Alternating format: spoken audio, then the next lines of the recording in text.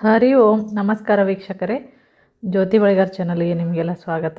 ಈ ದಿನ ನೋಡ್ರಿ ವೈಕುಂಠ ಏಕಾದಶಿ ಶುಭ ಮುಹೂರ್ತ, ಪೂಜಾ ವಿಧಾನ ಏನು, ಮಹತ್ವ ಏನು ಅನ್ನೋದನ್ನು ಈ ವಿಡಿಯೋದಲ್ಲಿ ನೋಡ್ತಾ ಹೋಗೋಣ. ಮತ್ತು ಪಾರಣೆಯ ವಿಧಾನ ಯಾವುದು ಅನ್ನೋದನ್ನು ಕೂಡ ಈ ವಿಡಿಯೋದಲ್ಲಿ ನೋಡೋಣ. ನೋಡ್ರಿ, ನಾಳೆ ವೈಕುಂಠ ಏಕಾದಶಿ ಇದೆ. ಈ ಒಂದು ವೈಕುಂಠ ಏಕಾದಶಿಗೆ ಏನಪ್ಪ ಅಂದ್ರೆ ಹಿಂದೂ ಧರ್ಮದಲ್ಲಿ ಮಹತ್ತರವಾದ ಒಂದು ಸ್ಥಾನವನ್ನು ನೀಡಲಾಗೈತೆ ಅಂತಲೇ ಹೇಳ್ಬೋದು. ಪ್ರತಿ ವರ್ಷ ಕೂಡ ವೈಕುಂಠ ಏಕಾದಶಿ ವ್ರತವನ್ನು ಆಚರಣೆ ಮಾಡ್ತಾರೆ. ಮತ್ತು 2025 ವೈಕುಂಠ ಏಕಾದಶಿ ವ್ರತವನ್ನು ನೋಡಿರಿ ಡಿಸೆಂಬರ್ 30ರಂದು ಮಂಗಳವಾರ ಆಚರಣೆಯನ್ನು ಮಾಡಲಾಗುತ್ತೆ. ಈ ಒಂದು ವೈಕುಂಠ ಏಕಾದಶಿ ವ್ರತದ ಪೂಜೆಗೆ ಶುಭ ಮುಹೂರ್ತ ಯಾವುದು, ವೈಕುಂಠ ಏಕಾದಶಿ ಪೂಜೆ ಮಾಡುವ ವಿಧಾನ ಮತ್ತು ಮಹತ್ವ, ಪಾರಣೆ ಒಂದು ಸಮಯ ನೋಡ್ರಿ ಇಲ್ಲಿದೆ. ವರ್ಷದ ಕೊನೆ ಏಕಾದಶಿ ಅಂತಲೇ ಹೇಳ್ಬೋದು. ಈ ಒಂದು ಕೊನೆ ಏಕಾದಶಿ ವ್ರತವಾಗಿ ಏನಪ್ಪ ಅಂದ್ರೆ ನಾವು ವೈಕುಂಠ ಏಕಾದಶಿ ವ್ರತವನ್ನು ಅಥವಾ ಪುಷ್ಯಪುತ್ರದ ಏಕಾದಶಿ ಅಂತ ಕೂಡ ಕರೀತಾರೆ. ಈ ಒಂದು ವ್ರತವನ್ನು ಆಚರಣೆ ಮಾಡ್ತಾ ಇದ್ದೀವಿ. ಈ ಏಕಾದಶಿ ವ್ರತದ ದಿನದಂದು ನೋಡ್ರಿ ವಿಷ್ಣು ದೇವನನ್ನು ಮತ್ತು ಆತನ ವಿವಿಧ ಅವತಾರಗಳನ್ನು ಪೂಜಿಸುವಂಥ ಒಂದು ಸಂಪ್ರದಾಯ ಐತಿ. ಸನಾತನ ಸಂಪ್ರದಾಯದಲ್ಲಿ ವಿಷ್ಣುವನ್ನು ವಿಶ್ವದ ರಕ್ಷಕ ಅಂತಲೇ ಪರಿಗಣನೆಯನ್ನು ಮಾಡಲಾಗುತ್ತೆ. ಏಕಾದಶಿ ವ್ರತದ ದಿನ ನೋಡ್ರಿ ವಿಷ್ಣುವನ್ನು ಪೂಜಿಸೋದ್ರಿಂದ ಜೀವನದ ಎಲ್ಲ ದುಃಖಗಳು ಮತ್ತು ಕಷ್ಟಗಳು ದೂರ ಆಗ್ತವೆ ಅಂತ ಒಂದು ನಂಬಿಕೆ, ಮತ್ತು ಏನಾದರೂ ಆಸೆಗಳಿದ್ದರೆ ಕೂಡ ಅದನ್ನು ಈಡೇರಿರುತ್ತೆ ಅಂತ ಹೇಳಲಾಗುತ್ತೆ. ನೋಡ್ರಿ, ವಿಷ್ಣುವನ್ನು ಮೆಚ್ಚಿಸಲು ಮತ್ತು ಅವರಿಂದ ಬಯಸಿದಂತಹ ವರಗಳನ್ನು ಪಡೆಯಲು ಏಕಾದಶಿ ಉಪವಾಸ ವ್ರತವನ್ನು ಆಚರಣೆ ಮಾಡೋದು ಬಹಳ ಫಲಪ್ರದ ಅಂತ ಪರಿಗಣನೆ ಮಾಡಲಾಗುತ್ತೆ. 2025 ಕೊನೆ ಏಕಾದಶಿ ವ್ರತವಾದ ಈ ಒಂದು ವೈಕುಂಠ ಏಕಾದಶಿ ವ್ರತವನ್ನು ಡಿಸೆಂಬರ್ 30ನೇ ತಾರೀಕು ಅಂದರೆ ನಾಳೆ ಮಂಗಳವಾರ ದಿನ ಆಚರಣೆಯನ್ನು ಮಾಡಲಾಗುತ್ತೆ. ನೋಡ್ರಿ, ಈ ಒಂದು ವೈಕುಂಠ ಏಕಾದಶಿಯನ್ನು ಆಚರಣೆಯನ್ನು ಮಾಡೋದು ನೋಡ್ರಿ ಭಕ್ತನ ಜೀವನದ ಒಂದು ದುಃಖಗಳಿಂದ ಮುಕ್ತನಾಗ್ತಾನೆ ಅನ್ನೋವಂಥ ಒಂದು ನಂಬಿಕೆ, ಮತ್ತು ಅದ್ರ ಜೊತೆ ಸಂತೋಷ ಮತ್ತು ಸಮೃದ್ಧಿ ಕೂಡ ಹೆಚ್ಚಾಗುತ್ತೆ ನಮ್ಮ ಜೀವನದೊಳಗೆ ಅಂತ ನಂಬಿಕೆ. ನೋಡ್ರಿ, 2025 ಈ ಒಂದು ವೈಕುಂಠ ಏಕಾದಶಿ ವ್ರತದ ಕುರಿತು ಒಂದಷ್ಟು ಮಹತ್ವದ ಮಾಹಿತಿ ನೋಡ್ರಿ. ಈ ಒಂದು ವೈಕುಂಠ ಏಕಾದಶಿಯ ಮಹತ್ವವನ್ನು ನೋಡೋದಾತಪ್ಪ ಅಂತಂದ್ರೆ, ವೈಕುಂಠ ಏಕಾದಶಿ ದಿನ ಏನಂದ್ರೆ ವಿಷ್ಣುವಿನ ವೈಕುಂಠ ಲೋಕದ ದ್ವಾರ ತೆರೆದಿರುತ್ತೆ ಅನ್ನೋ ಒಂದು ನಂಬಿಕೆ ಇದೆ. ನೋಡ್ರಿ, ವೈಕುಂಠ ಏಕಾದಶಿ ವ್ರತವನ್ನು ಆಚರಣೆ ಮಾಡೋದ್ರಿಂದ ವ್ಯಕ್ತಿ ಸಂತಾನ ಭಾಗ್ಯದ ವರವನ್ನು ಕೂಡ ಪಡ್ಕೊಳ್ತಾನೆ. ಮತ್ತು ಸಂತಾನವನ್ನು ಪಡೆದುಕೊಳ್ಳಲು ಬಯಸುವಂಥ ದಂಪತಿಗಳೇನಪ್ಪ ಅಂದರೆ ಈ ಒಂದು ವ್ರತವನ್ನು ಆಚರಿಸೋದು ತುಂಬಾ ಒಳ್ಳೆಯದು. ಮತ್ತು ಈ ಏಕಾದಶಿ ವ್ರತದ ದಿನ ಉಪವಾಸವನ್ನು ಪಾಲನೆ ಮಾಡೋದ್ರಿಂದ ಸಂತೋಷ, ಶಾಂತಿ ಮತ್ತು ಅದೃಷ್ಟ ನಮ್ಮ ಪರವಾಗಿರುತ್ತೆ ಅನ್ನೋವಂಥ ಒಂದು ನಂಬಿಕೆ ಐತೆ. ನೋಡ್ರಿ, ಇದು ಏನಂದ್ರೆ ವಿಷ್ಣು ದೇವನ ಆಶೀರ್ವಾದವನ್ನು ನಮಗೆ ತಂದುಕೊಡುತ್ತೆ ಅಂತ ಒಂದು ನಂಬಿಕೆ. ಮತ್ತು ಈ ವೈಕುಂಠ ಏಕಾದಶಿ ದಿವಸ ದೇವಸ್ಥಾನದೊಳಗೆ ನೋಡ್ರಿ ದ್ವಾರವನ್ನು ಮಾಡಿರ್ತಾರೆ.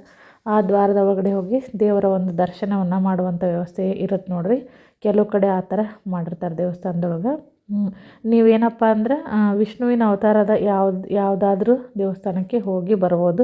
ನಿಮ್ಮ ಮನೆ ಹತ್ತಿರ ವಿಷ್ಣು ದೇವಸ್ಥಾನ ಇಲ್ಲ ಅಂದರೂ ಕೂಡ ಆ ಥರ ವಿಷ್ಣುವಿನ ಅವತಾರಗಳಲ್ಲಿ ಯಾವುದಾದ್ರೂ ಒಂದು ಅವತಾರ ದೇವಸ್ಥಾನ ನಿಮ್ಮ ಮನೆ ಹತ್ರ ಇದ್ದರೆ ಅಲ್ಲಿನ ಹೋಗಿ ಕೃಷ್ಣ, ನಾರಾಯಣ, ವಿಷ್ಣು ಯಾವ ದೇವಸ್ಥಾನ ಇರುತ್ತೆ ನೋಡ್ರಿ ಅಲ್ಲಿ ಹೋಗಿ ನೀವು ದರ್ಶನವನ್ನು ಪಡ್ಕೋಬೋದು. ನೋಡ್ರಿ, ವೈಕುಂಠ ಏಕಾದಶಿ ದಿನಾಂಕ ಮತ್ತು ಸಮಯವನ್ನು ನೋಡೋಣ. ಸೂರ್ಯೋದಯ ಸಮಯ, ಸೂರ್ಯಾಸ್ತದ ಸಮಯವನ್ನು ನೋಡೋಣ. ಮತ್ತು ಏಕಾದಶಿ ತಿಥಿ ಯಾವಾಗ ಪ್ರಾರಂಭ ಅನ್ನೋದನ್ನು ಕೂಡ ನೋಡೋಣ.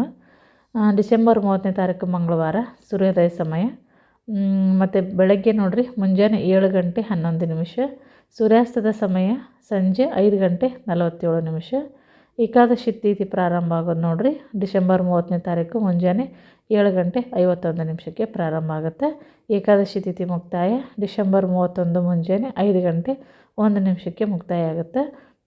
ಹರಿವಾಸರ ಅಂತ್ಯದಕ್ಷಿಣ ಅಂತಂದು ಹೇಳ್ತಾರೆ ನೋಡ್ರಿ, ಅದು ಬೆಳಗ್ಗೆ 10 ಗಂಟೆ 12 ನಿಮಿಷಕ್ಕಿರುತ್ತೆ. ಮತ್ತು ದ್ವಾದಶಿ ಮುಕ್ತಾಯ ಏನಪ್ಪ ಅಂದ್ರೆ ಜನವರಿ 1ನೇ ತಾರೀಕು ಮಧ್ಯರಾತ್ರಿ 1 ಗಂಟೆ 48 ನಿಮಿಷಕ್ಕಿರುತ್ತೆ ನೋಡ್ರಿ. ಮತ್ತು ಏಕಾದಶಿಯ ಪಾರಣೆ ಸಮಯ ನೋಡೋದಾತಪ್ಪ ಅಂದ್ರೆ ಡಿಸೆಂಬರ್ 31ನೇ ತಾರೀಕು ಮಧ್ಯಾಹ್ನ 1 ಗಂಟೆ 33 ನಿಮಿಷದಿಂದ 3 ಗಂಟೆ 40 ನಿಮಿಷದವರೆಗೆ ಇರುತ್ತೆ ನೋಡ್ರಿ. ಇದಿಷ್ಟು ಸಮಯ. ವೈಕುಂಠ ಏಕಾದಶಿಯ ಪಾರಣೆ ವಿಧಾನವನ್ನು ನೋಡೋದಾದರೆ, ವೈಕುಂಠ ಏಕಾದಶಿ ದಿನದ ಪಾರಣ ದಿನದಂದು ಏನಂದ್ರೆ ಮುಂಜಾನೆ ಎದ್ದು ಸ್ನಾನವನ್ನು ಮಾಡಿ ಸೂರ್ಯದೇವರಿಗೆ ಪ್ರಾರ್ಥನೆಯನ್ನು ಸಲ್ಲಿಸಿ ಆ ನಂತರ ನೋಡ್ರಿ ದೇವಸ್ಥಾನವನ್ನು ಸ್ವಚ್ಛಗೊಳಿಸಿ ಗಂಗಾಜಲವನ್ನು ಸಿಂಪಡಿಸಿ ಮತ್ತು ಬ್ರಹ್ಮಾಂಡದ ರಕ್ಷಕನಾದಂತಹ ವಿಷ್ಣು ಮತ್ತು ಲಕ್ಷ್ಮೀ ದೇವಿಯನ್ನು ಪೂಜೆಯನ್ನು ಮಾಡುವಂಥದ್ದು ನೋಡ್ರಿ. ವಿಷ್ಣು ಮತ್ತು ಲಕ್ಷ್ಮೀ ದೇವಿಗೆ ದೀಪವನ್ನು ಬೆಳಗಿಸಿ ಆರತಿಯನ್ನು ಮಾಡುವಂಥದ್ದು. ಮತ್ತು ಮಂತ್ರಗಳು, ವಿಷ್ಣುವಿನ ಮಂತ್ರಗಳನ್ನು ಪಠಿಸಿ ಅಥವಾ ವಿಷ್ಣು ಸಹಸ್ರನಾಮವನ್ನು ಪಠಿಸೋದು ಇನ್ನೂ ಒಳ್ಳೆಯದು. ಮತ್ತು ವಿಷ್ಣು ಚಾಲಿಸವನ್ನು ಕೂಡ ಪಠಿಸ್ಬೋದು. ಆದಷ್ಟು ಉಪವಾಸ ಇದ್ದರೆ ಸಾತ್ವಿಕ ಆಹಾರ ಸ್ವಲ್ಪ ಸೇವನೆಯನ್ನು ಮಾಡ್ಬೋದು, ಯಾರಿಗೆ ಆಗೋದಿಲ್ಲ ಅವರು. ಮತ್ತು ವಿಷ್ಣುವಿಗೆ ಪ್ರಿಯವಾಗಿರುವಂತಹ ನೈವೇದ್ಯವನ್ನು ತುಳಸಿ ದಳದೊಂದಿಗೆ ಅರ್ಪಣೆಯನ್ನು ಮಾಡಬೇಕು ನೋಡಿರಿ. ಈ ದಿನದಂದು ಏನಂದ್ರೆ ದೇವಾಲಯಗಳಿಗೆ ಭೇಟಿ ನೀಡಿ ಮತ್ತು ಬಡವರಿಗೆ ಆಹಾರ, ಹಣ್ಣು ಮತ್ತು ಇತರೆ ವಸ್ತುಗಳನ್ನು ದಾನ ಮಾಡೋದು ಕೂಡ ಶ್ರೇಷ್ಠ ಅಂತಲೇ ಹೇಳಲಾಗುತ್ತೆ. ಮತ್ತು ವೈಕುಂಠ ಏಕಾದಶಿಯ ಪೂಜಾ ವಿಧಾನವನ್ನು ನೋಡೋದಾತಪ್ಪ ಅಂದರೆ, ಈ ಒಂದು ಏಕಾದಶಿಯ ವ್ರತದ ದಿನದಂದು ಸೂರ್ಯೋದಯಕ್ಕೂ ಮುನ್ನ ಎದ್ದು ಸ್ನಾನವನ್ನು ಮಾಡಿ ಶುದ್ಧರಾದ ಬಳಿಕ ಏನಪ್ಪ ಅಂದರೆ ಧ್ಯಾನವನ್ನು ಮಾಡಬೇಕು. ಆನಂತರ ಏಕಾದಶಿ ವ್ರತವನ್ನು ಮಾಡ್ತೀವಿ ಅಂತ ಅಂದ್ಕೊಂಡು ಮನಸ್ಸಲ್ಲಿ ಅಂದ್ಕೊಂಡು ಆನಂತರ ಸಂಕಲ್ಪವನ್ನು ಮಾಡಬೇಕು. ಈ ದಿನ ಏನಂದ್ರೆ ವಿಷ್ಣು ದೇವನನ್ನು ಲಕ್ಷ್ಮೀ ದೇವಿಯೊಂದಿಗೆ ಪೂಜೆ ಮಾಡೋದು ತುಂಬಾ ಒಳ್ಳೆಯದು ಅಂತಲೇ ಹೇಳ್ಬೋದು ನೋಡಿರಿ. ವೈಕುಂಠ ಏಕಾದಶಿಯ ಈ ಒಂದು ಶುಭ ದಿನದಂದು ಅರಿಶಿನ, ಶ್ರೀಗಂಧ, ಕುಂಕುಮ ಇತ್ಯಾದಿಗಳನ್ನೇನೆಂದರೆ ದೇವನಿಗೆ ಹಚ್ಚಿ ಪೂಜೆಯನ್ನು ಮಾಡ್ಕೋಬೇಕು. ಇದಾದ ನಂತರ ವಿಷ್ಣುವಿಗೆ ಹಳದಿ ಬಣ್ಣದ ಹೂಗಳು ಮತ್ತು ಹಣ್ಣುಗಳನ್ನು ನೈವೇದ್ಯವಾಗಿ ಇಡಬೇಕು ನೋಡಿರಿ. ಹಳದಿ ಬಣ್ಣದ ಹೂಗಳನ್ನು ಏರಿಸ್ಬೇಕು. ಧೂಪ ದೀಪವನ್ನು ಅರ್ಪಿಸುವಂಥದ್ದು ಈ ಥರ ಇರುತ್ತೆ ನೋಡಿರಿ. ಮತ್ತು ಅದ್ರ ಜೊತೆಗೆ ಏಕಾದಶಿ ಉಪವಾಸದ ದಿನ ಏನಂದರೆ ಪೂಜೆ ಮಾಡುವಾಗ ನೀವು ಶ್ರೀಹರಿಯ ಕಥೆಯನ್ನು ಪಠಿಸೋದು ಅಥವಾ ಕೇಳೋದು ಕೂಡ ಬಹಳ ಮುಖ್ಯ ಅಂತಲೇ ಹೇಳ್ಬೋದು. ಈ ದಿನ ವಿಷ್ಣು ದೇವನಿಗೆ ಅರ್ಪಿಸಿದಂಥ ನೈವೇದ್ಯವನ್ನು ಪ್ರಸಾದವಾಗಿ ಕುಟುಂಬದ ಎಲ್ಲ ಸದಸ್ಯರು ಕೂಡ ತಗೊಳ್ಳುವಂಥದ್ದು ಶುಭಕರ. ಮತ್ತು ಏಕಾದಶಿ ಉಪವಾಸ ವ್ರತವನ್ನು ಆಚರಿಸ್ತಾ ಇದ್ದರೆ ಆಹಾರವನ್ನು ಸೇವನೆ ಮಾಡಬಾರ್ದು. ಆದಷ್ಟು ಪ್ರಯತ್ನವನ್ನು ಪಡಿ. ಪಾರಣಿ ದಿನದಂದು ಏನಪ್ಪ ಅಂದರೆ ಮತ್ತೊಮ್ಮೆ ನೀವು ವಿಷ್ಣು ದೇವನ ಪೂಜೆಯನ್ನು ಮಾಡಬಹುದು ನೋಡಿರಿ.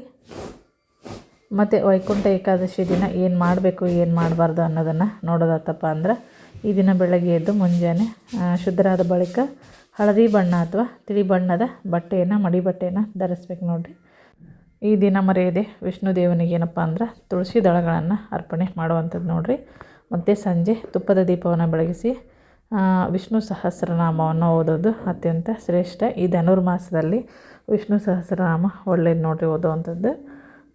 ಮತ್ತು ಅದರ ಜೊತೆಗೆ ವಿಷ್ಣು ಚಾಲಿಸವನ್ನು ಕೂಡ ನೀವು ಪಠಣೆಯನ್ನು ಮಾಡ್ಕೋಬೋದು. ಮತ್ತು ಭಾಗಶಃ ಏನಪ್ಪ ಅಂದ್ರೆ ಉಪವಾಸವನ್ನು ಆಚರಣೆ ಮಾಡ್ತಾಯಿದ್ರೆ ಸಾತ್ವಿಕ ಆಹಾರವನ್ನು ಸೇವನೆ ಮಾಡ್ಬೋದು ನೋಡಿರಿ.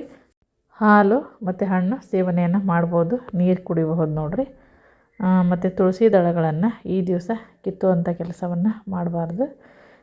ಇದಿಷ್ಟು ಏನಪ್ಪ ಅಂತಂದ್ರೆ ವೈಕುಂಠ ಏಕಾದಶಿ ದಿನ ಏನು ಮಾಡಬೇಕು ಮತ್ತು ಏನು ಮಾಡಬಾರ್ದು, ಅದರ ಜೊತೆಗೆ ಪೂಜಾ ವಿಧಾನ, ಪಾರಣೆಯ ಸಮಯ ಎಲ್ಲವನ್ನು ಹೇಳಿದ್ದೀನಿ ನೋಡಿರಿ. ಮುಹೂರ್ತವನ್ನು ಕೂಡ. ವಿಡಿಯೋ ಇಷ್ಟ ಆಗಿತ್ತಪ್ಪ ಅಂದ್ರೆ ವಿಡಿಯೋಕ್ಕೊಂದು ಲೈಕ್ ಕೊಡಿರಿ, ಶೇರ್ ಮಾಡಿರಿ. ಮತ್ತು ಇನ್ನೂ ಯಾರು ನಮ್ಮ ಚಾನಲ್ಗೆ ಸಬ್ಸ್ಕ್ರೈಬ್ ಆಗಿಲ್ಲ, ಸಬ್ಸ್ಕ್ರೈಬ್ ಆಗೋದನ್ನು ಮರಿಬೇಡ್ರಿ. ಮತ್ತೆ ಹೊಸ ಮಾಹಿತಿಯೊಂದಿಗೆ ಮುಂದಿನ ವಿಡಿಯೋದಲ್ಲಿ ಸಿಗ್ತೀನಿ. ವಿಡಿಯೋ ನೋಡಿದ್ದಕ್ಕಾಗಿ ಎಲ್ಲರಿಗೂ ಧನ್ಯವಾದಗಳು.